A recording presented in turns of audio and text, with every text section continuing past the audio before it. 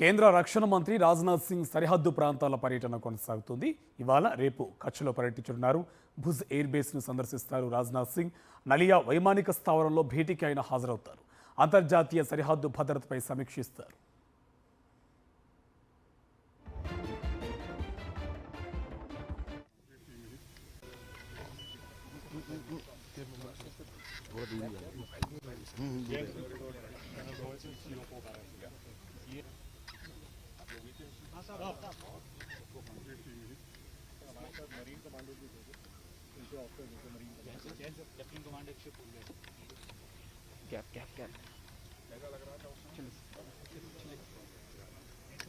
నిన్న జమ్మూ కాశ్మీర్లో పర్యటించిన రక్షణ మంత్రి రాజ్నాథ్ సింగ్ చినార్ కార్ప్స్ హెడ్ క్వార్టర్స్ను సందర్శించారు.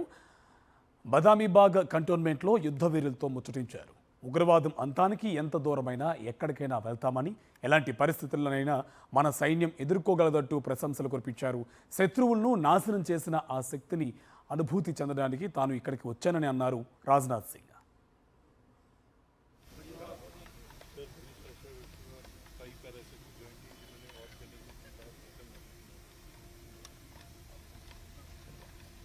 पीछे